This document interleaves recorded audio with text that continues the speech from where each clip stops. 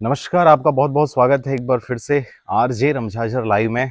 और इस वक्त अ, मुझे लाइव आने की आवश्यकता क्यों पड़ी है, ये आप टाइटल से ही समझ गए होंगे। किस प्रकार से भारतीय जनता पार्टी की जो मंसूबे हैं वो लोगों के सामने एकदम साफ तौर पर स्पष्ट हो चुका है। अब उन्होंने सारे जो गवर्नमेंट सेक्टर्स थे, चाहे वो हॉस्पिटल्स की बात करें, चाहे वो एयरपोर्ट की बात करें, रेलवेज की बात करें, या फिर हम स्कूल कॉलेजों की बात करें, सभी को प्राइवेट करने के बाद, या कहें गैर सरकारी लोगों के हाथों में सौंपने के बाद, देश के सभी प्राइवेट सेक्टर्स को बेचने के बाद, और उसके बाद अब एक नया प्रोपेगेंडा लेकर ये सामने आ चुके हैं, जिसके आधार पर अब ये देश का नाम जो है उससे भी अब इन्हें नफरत होने लगा है। जी हाँ, जैसा कि आप जान रहे हैं कि Bharat that is India, we the people of India, ये हमको बचपन से ही हमने संविधान की किताबों में पढ़ा है। संविधान से हमको ये जानकारी मिलती है कि भारत ही इंडिया है और इंडिया ही भारत है। भारत की अगर बात करें तो इसका इतिहास बहुत पुराना रहा है। इंडिया की अगर बात करें तो इंडिया का इतिहास भी इंडस वैली सिविलाइजेशन से जुड़ा हुआ है, मतलब हमारे सिंधु घाटी की सभ्यता से जुड़ा हुआ है। हो सकता है ये लाइव आपके पास कट कट के आए, क्योंकि अभी नेटवर्क का इशू है और ग्रामीण इलाके में थोड़ी सी बिजली की भी समस्या है। फिर भी मेरी कोशिश है कि आप तक जो ये मुद्दा है, ये बातें पहुंचे। इंडस वैली सिविलाइजेशन जो है वो है इंडस वैली से। इंडस वैली का मतलब है सिंधु घाटी से। और जैसा कि आप जानते हैं कि विश्व की सबसे प्राचीनतम सभ्यताओं में से, इंसानी सभ्यताओं में से एक सभ्यता जो सबसे प्राचीन मानी जाती है वो है इंडस वैली सिविलाइजेशन, यानी सिंधु घाटी की सभ्यता। जी हाँ, इस वक्त जो लोग हमसे लाइव जुड़ रहे हैं, मैं उनसे रिक्वेस्ट करूंगा कृपया इस लिंक को ज़्यादा से ज़्यादा ग्रुपों में, व्हाट्सएप में, फेसबुक में शेयर करें, ताकि मेरी जो बात है वो लोगों तक पहुंच सके। और आपकी इस विषय पर क्या राय है वो हमें कमेंट पर अभी भेज सकते हैं, जिससे मैं आपका कमेंट पढ़कर मैं आपसे चर्चा भी कर सकता हूं। तो एक बार रिक्वेस्ट है कि कृपया इस लिंक को ज़्यादा से ज़्यादा ग्रुपों में शेयर करें। तो जैसा कि आज का जो हमारा मुद्दा है वो है इंडिया या भारत।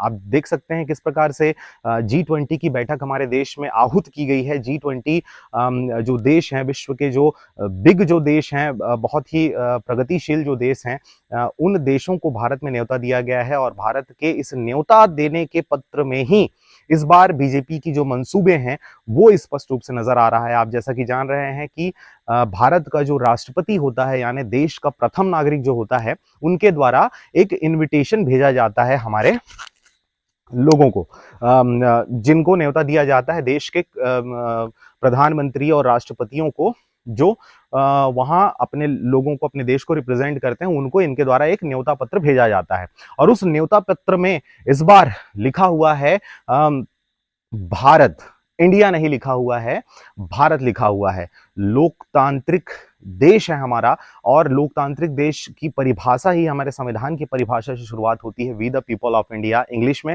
हिंदी में हम भारत के लोग। और हमारे देश का जो नाम है वो दो नामों को संविधान ने अंगीकृत किया है, वो है भारत दैट इज इंडिया। दोनों नाम को शुरू से हमको समझाया जाता है, शुरू से हमको पढ़ाया जाता है, और शुरू से ही हमारे दिलों में, हमारे रगों में, हमारे जहन में ये दोनों नाम बसे हुए हैं हमारे देश के। परंतु किस प्रकार की राजनीति इस दौरान देखी जा रही है, आप देख सकते हैं कि विपक्षी दलों ने जब एक गठबंधन बनाया और उस गठबंधन का नाम उन्होंने इंडिया अलायंस रखा, जिससे घबरा कर कहें, यह पता नहीं किस प्रकार की दूषित मानसिकता है, सांप्रदायिक मानसिकता है, उस मानसिकता को लेकर अब देश का नाम ही अब बदलना तो नहीं कहेंगे, लेकिन फिर भी बदलना ही कहेंगे, क्योंकि इंडिया दैट इज भारत दोनों नाम चलता था, लेकिन अब एक नाम को विलोपित करके सिर्फ एक नाम को प्रोत्साहित किया जा रहा है, वो है भारत। यानी अब क्रिकेटर्स के, हॉकी प्लेयर्स के, बैडमिंटन प्लेयर्स के, जितने भी हमारे खिलाड़ी हैं जो हमारे देश को अन्य देशों में रिप्रेजेंट करते हैं, उनके जर्सी पे अब INDIA यानी इंडिया लिखा हुआ नहीं नजर आएगा, अब आपको भारत लिखा हुआ नजर आएगा। जी हाँ, आप समझ सकते हैं। अच्छा, वो भी किस में लिखा रहेगा? इंग्लिश में लिखा रहेगा, वो हिंदी में भारत लिखा हुआ नहीं आएगा। आप समझ सकते हैं किस प्रकार की मानसिकता को लेकर इस प्रकार से राजनीति की जा रही है। पूरे देश में, पूरे विश्व में हाहाकार समझ गया है, जैसे ही इस बात की जानकारी निकलकर सामने आई कि हमारी राष्ट्रपति के द्वारा भेजा गया जो न्योता पत्र है, G20 जो शिखर सम्मेलन होना है, उस सम्मेलन में न्योता देने के लिए जो पत्र छपवाया गया है, उस पत्र में लिखा हुआ है भारत। अब उस भारत के लिखे जाने से, अब तक ऐसा होता था कि इंग्लिश में लिखा हुआ रहता था, जैसे प्राइम मिनिस्टर ऑफ इंडिया, अगर इंग्लिश में लिखा हुआ है तो प्राइम मिनिस्टर ऑफ इंडिया होता था, और अगर हिंदी में लिखा हुआ होता है या हिंदी में लिखा हुआ अगर इन्विटेशन पत्र होता था तो उसमें प्रधानमंत्री भारत, ये ऐसा लिखा हुआ होता था। लेकिन इस बार उस इंग्लिश के इन्विटेशन कार्ड में हमने इंडिया शब्द नहीं देखा, उसमें हमने भारत देखा, और यहीं से एक प्रकार की राजनीति और एक प्रकार से बौखलाहट लोगों की देखने को मिल रही है। लगातार अब इस प्रकार की चर्चाएं चल रही हैं कि क्या भाजपाइयों को इंडिया से नफरत है और कांग्रेसियों को भारत से नफरत है। तो जी हां, ऐसा कुछ भी नहीं है। आपको बता दें कि कांग्रेसी जो खेमा है उन्होंने बहुत सारे ग्रुपों का एक संघ बनाया, उन सभी ग्रुपों के उद्देश्यों, उनके धैर्यों को, उनके ध्येयों को लेकर उन्होंने एक शब्द बनाया INDIA, और सभी शब्दों का अलग अलग अर्थ है, अलग अलग मीनिंग है, लेकिन सबको शॉर्ट फॉर्म में हम बोलते हैं तो उसको इंडिया बोलते हैं। अब जब से इन्होंने अपने उस संघ का, उस ग्रुप का नाम इंडिया रखा है, तब से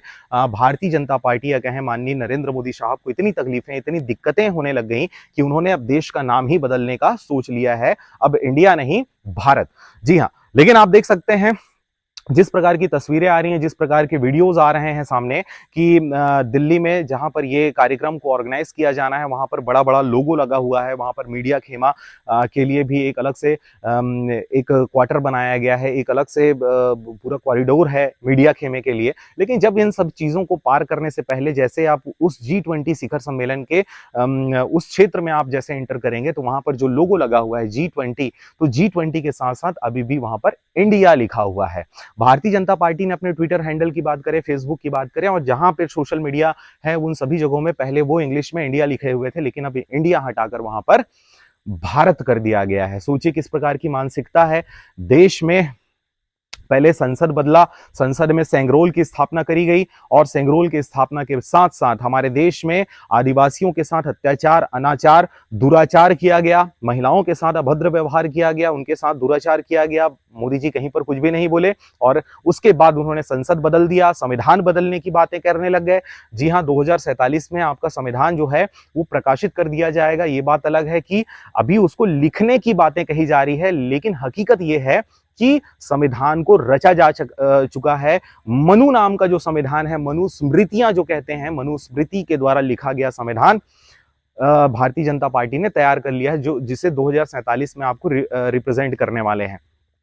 इस दौरान देखिए, संसद बदल गया, संविधान बदल गया, संविधान के बदलने के बाद अब देश का नाम भी बदला जा रहा है। मैंने आपको पहले ही वीडियो के शुरुआत में ही इतिहास बता दिया कि जिस प्रकार से भारत ऐतिहासिक शब्द है। जब विदेशी आक्रमण जब हमारे देश में हुआ तो उस दौरान वहां पर जो कबीला जीता, उस कबीले का जो राजा था भरत जन कबीला था।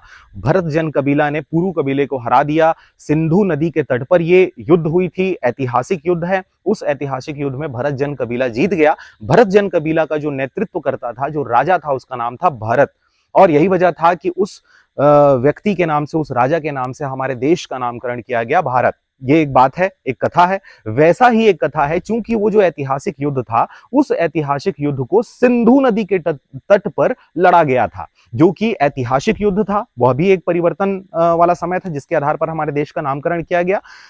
दूसरा जो कॉन्सेप्ट जो विश्व ने जाना, वो विश्व को जानने वाला जो कॉन्सेप्ट था, वो था सिंधु रिवर, इंडस रिवर। जी हाँ, सिंधु नदी जो है वो आपके तिब्बत के पठार से, या कहें तिब्बती क्षेत्र से वो सिंधु नदी निकलती है। भारत के जम्मू कश्मीर वाले इलाके में पूरा वो बहती है, और बहते हुए फिर वो पाकिस्तान की तरफ, सबसे ज्यादा बहते हुए फिर वो अंत में अरब सागर की खाड़ी में जाकर गिर जाती है।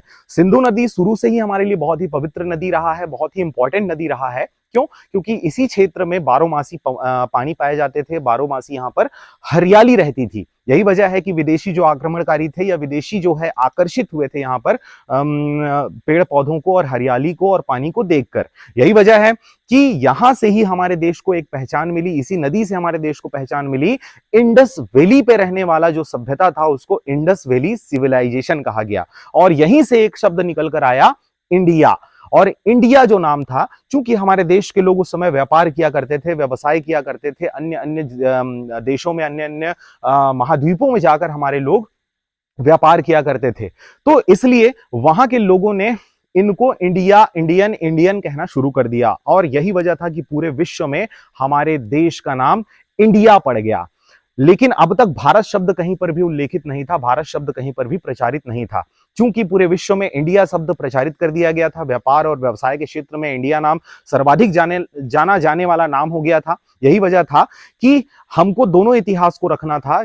एक जो इतिहास जिससे हम विश्व में व्यापार कर सकें, आजादी के समय की बात कर रहा हूं, जब देश के नामकरण की जब बात आई थी, तो वो इतिहास भी हमें याद रखना था। दूसरा, हमारे देश का जो युद्ध वाला इतिहास रहा है, जो जिससे हमारा राजा जो था, जो जीता था, जिससे आर्यवत नाम दिया गया, आर्य सभ्यता के यहाँ पर जीतने के बाद आर्यवत, और जिस आर्यवत या जो आर्यों का जो राजा था जिसका नाम भरत था, उससे भारत बना।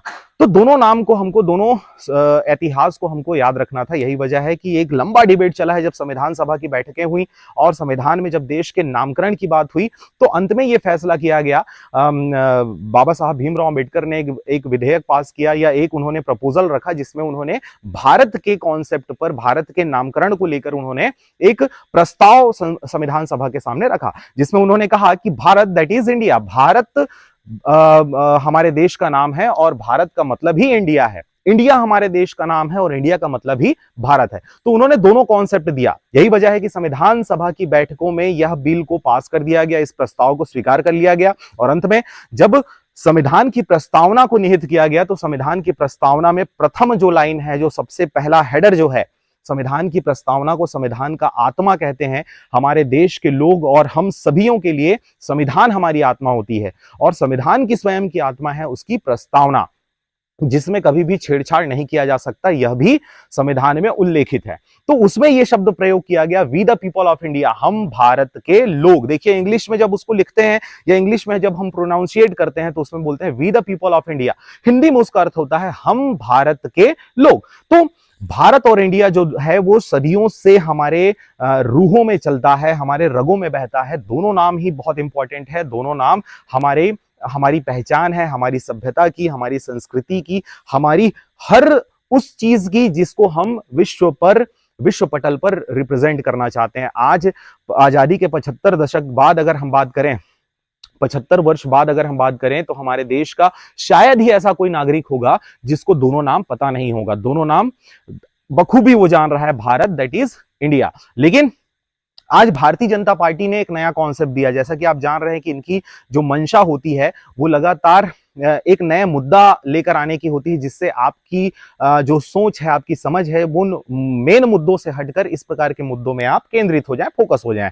जैसे कि शुरुआती दिनों की अगर बात करें तो वहां पर सर्जिकल स्ट्राइक की बातें हुई, बिल्कुल निसंदेह सर्जिकल स्ट्राइक हुआ, लेकिन उस पर डिबेट, उस पर चर्चा गोदी मीडिया के द्वारा करे जाने की आवश्यकता नहीं थी। लेकिन ये मुद्दा आया। दूसरा मुद्दा आया सीएए और एनआरसी का, जिससे आपकी नागरिकता सुनिश्चित करने की बातें इस केंद्र सरकार के द्वारा, भारतीय जनता पार्टी के द्वारा करी गई कि अब वो डिसाइड करेंगे कि आप भारत के नागरिक हैं या नहीं हैं। एक बहुत बड़ा मुद्दा था, बहुत बवाल हुआ, पूरे देश में इसको लेकर विरोध देखा गया, और अंत में सीएए और एनआरसी जो है उसको वापस लिया गया, उसको रद्द कर दिया गया। उसके बाद फिर दूसरा जब मुद्दा आया, जब पूरा देश ने जब मुद्दों की बात करी, भूखमरी, गरीबी, बेरोजगारी, 15 लाख रुपए रोजगार, जब इस प्रकार की बातें सामने आई तो उन्होंने एक नया मुद्दा ला दिया, किसानों से जुड़ा हुआ।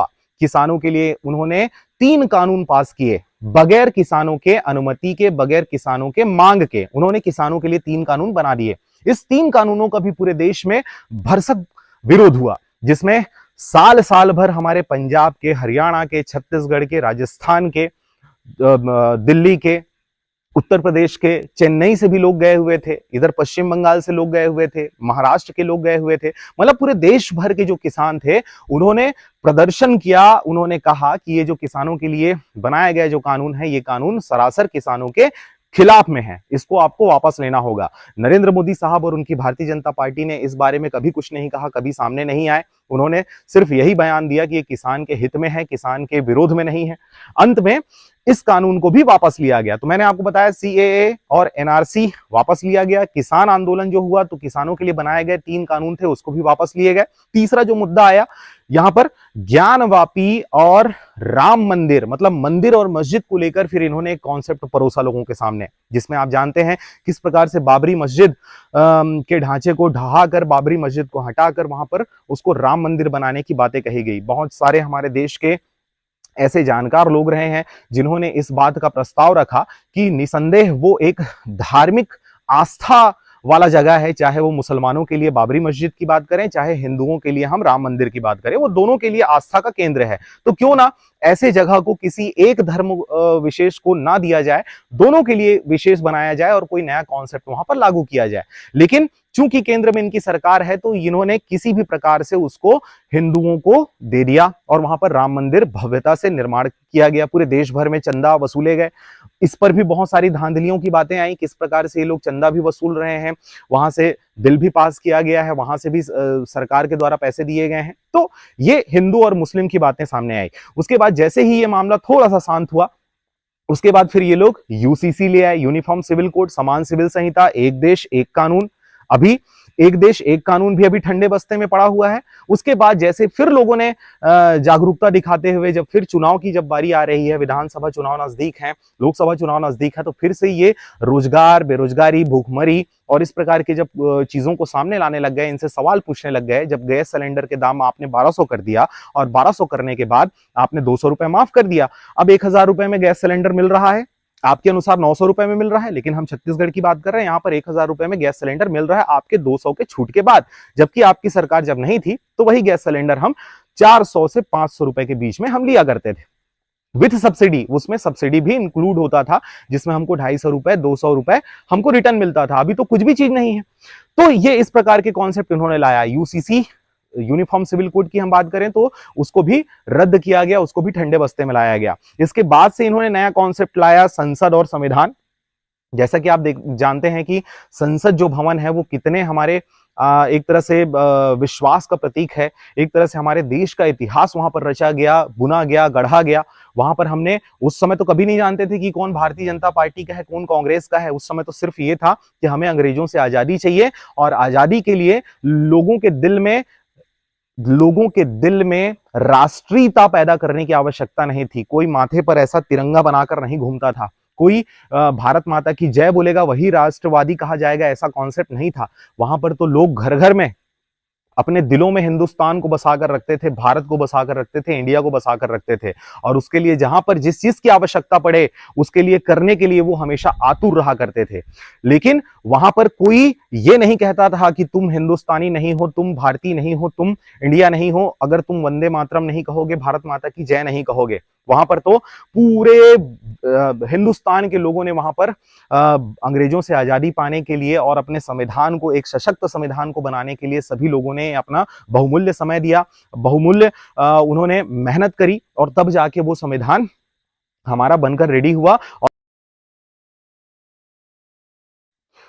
एक सशक्त और एक बहुत ही आत्मविश्वास से भरा हुआ एक देश के निर्माण करने में हम कामयाब हुए। अंततः मैं अपनी बातें यहां से खत्म करना चाहूंगा कि जिस प्रकार से उस संसद भवन की वैल्यू हमारे लिए थी, उस संविधान की वैल्यू हमारे लिए थी, हम उसमें यह नहीं देखे कि इसके लिए किन किन लोगों ने अपनी भूमिकाएं अदा की। उनकी भूमिकाएं, सबकी अलग अलग भूमिका बनाई गई थी, लेकिन सबके सब ने मिलकर उस संविधान को रचा, उस संसद भवन में रचा। इसलिए दोनों की अगर बात करें, संसद और संविधान की, दोनों हमारे आस्था का केंद्र था। लेकिन दोनों से खिलवाड़ करने के लिए बीजेपी ने मनसा बना लिया है। ये बात मैं आपको स्पष्ट बता दूं।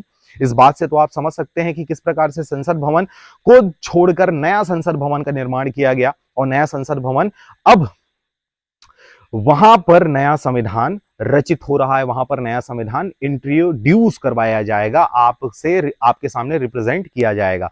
अब ये जो नया कॉन्सेप्ट आ रहा है, चूंकि अब एकदम करीब आ गया है विधानसभा चुनाव और लोकसभा चुनाव। छत्तीसगढ़ की अगर बात करें तो अभी अमित शाह जी रायपुर आए हुए थे और रायपुर आने के बाद उन्होंने मैनिफेस्टो बताने के बजाय, घोषणाएं करने के बजाय उन्होंने आरोप पत्र बनाया है। आप सोच सकते हैं किस प्रकार से, जब पूरे देश में चुनाव का माहौल चल रहा है, पूरे 5 राज्यों की मैं बात कर रहा हूं, इन 5 राज्यों में चुनाव का माहौल चल रहा है, ऐसे समय में जब इनको क्या ये दे सकते हैं हमको, इसकी बात ना करके ये कांग्रेस की विफलता की बात करने वाले हैं, कांग्रेस पर आरोप लगाकर ये हमसे वोट मांग रहे हैं। ये भी एक बहुत सोचने वाली बात है। इस पर देखिए, ट्विटर में बहुत सारी बातें निकलकर सामने आ रही हैं। ट्विटर में लोगों ने अपनी प्रतिक्रियाएं देना शुरू कर दिया है। भारत दैट इज इंडिया, ये दोनों ही नाम बहुत प्यारे हैं हमारे सीने पर। अगर इंडिया लिखा हुआ है तो भी हमें बहुत प्यारा है, भारत लिखा हुआ है तो भी हमें प्यारा है। कहीं पर भी कोई आम जनता को दिक्कत नहीं है, लेकिन क्यों भारतीय जनता पार्टी को दिक्कत हो रहा है या क्यों कांग्रेसियों को दिक्कत हो रहा है भारत नाम से, और भारतीय जनता पार्टी को इंडिया नाम से क्या दिक्कत हो रहा है, ये सोचने वाली बात है। तो हम जो आम पब्लिक है, आम जनता है, देश के आम रहवासी हैं, हमें ये सोचना चाहिए, हमें ये सोचने वाली बात होनी चाहिए कि इस प्रकार की राजनीति बहुत ही दूषित राजनीति है, बहुत ही गंदी राजनीति है। हमें इन सबसे परे हटकर अपने देश के निर्माण के लिए, अपने देश के आगे बढ़ने के लिए हम उन्हें बहुत ही इंपॉर्टेंट बन जाता है। तो कृपया मेरे इस मुद्दे को आप थोड़ी सी गहराई से समझें और सोचें, विचारें और अपनी राय कमेंट बॉक्स पर जरूर दें। और इस बारे में हम किसने क्या क्या कहा, ट्विटर पे, फेसबुक पे, सोशल मीडिया पे किसने किस प्रकार की प्रतिक्रियाएं दी, इस प्रतिक्रियाओं के बारे में भी हम कल आपसे चर्चा करेंगे। लेकिन आपको बता दूं कि अभी जो सबसे कड़ी प्रतिक्रिया निकलकर सामने आ रही है वो अरविंद केजरीवाल की निकलकर सामने आ रही है। आम आदमी पार्टी का प्रतिक्रिया जो है वो सबसे पहले आया। उन्होंने कहा कि भाई दोनों पार्टियों को क्या दिक्कत है, दोनों पार्टियों के अलावा भारतीय जनता पार्टी को इंडिया नाम से क्या दिक्कत है। अगर भारत दैट इज इंडिया ये उनको पसंद नहीं है, उन्होंने संविधान संशोधन की बात करी है, भारतीय जनता पार्टी ने संविधान संशोधन का प्रस्ताव पेश किया है लोकसभा में। वहां पर भारत के दो नाम नहीं बल्कि भारत का एक ही नाम होना चाहिए, इंडिया नाम विलोपित करके केवल भारत नाम को वो वहां पर प्रमोट कर रहे हैं। वहां पर सिर्फ भारत नाम हमारे देश का होना चाहिए, ये बिल पास किया गया है। अरविंद केजरीवाल अपने ट्विटर हैंडल में ये लिखते हैं कि अगर विपक्षी दलों के द्वारा इंडिया अलायंस बनाया गया है, अपने दल का नाम उन्होंने इंडिया रखा है, तो इससे भारतीय जनता पार्टी को दिक्कत हो रही है। अब वो भारत का इंडिया का नाम बदलकर वो सिर्फ भारत रखना चाह रहे हैं, सिर्फ भारत रखना चाह रहे हैं। और अगर कल के डेट में विपक्षी दलों ने इंडिया को बदलकर अगर भारत रख दिया तो क्या ये भारत देश का नाम बीजेपीओं के द्वारा भारतीय जनता पार्टी रख दिया जाएगा? जी हां, एक बहुत बड़ा कथन है, बहुत बड़ी विचारधारा है, बहुत गहराई से कही गई ये बातें हैं। आप इसको समझ सकते हैं किस प्रकार से ये इनके जो मनोबल हैं, इनके जो हौसले हैं वो कितने बढ़े हुए हैं और कितनी गहराई तक हमारे देश को कुठाराघात करने के लिए इनकी रणनीति तैयार हो गई है, ये आप समझ सकते हैं। इंडिया का नाम इनको पसंद नहीं, इंडिया का नाम इन्होंने अब सिर्फ भारत, केवल भारत, और अगर भारत रख लेते हैं विपक्षी दलों के द्वारा अपने ग्रुप का नाम, तो क्या भारतीय जनता पार्टी अपने देश का नाम भी बदलकर भारतीय जनता पार्टी कर देगी? बहुत सोचने वाली बात है। आप इस पर गहराई से चिंतन करें, मनन करें, खुश रहें और आबाद रहें। विचारधारा को दूषित ना होने दें। आप अपनी विचारधारा को सोचकर, समझकर, पढ़ाई के आधार पर निर्णय ले। एक ट्विटर जो ट्वीट किया गया है उसके बारे में भी मैं आपको जानकारी देना चाहूंगा।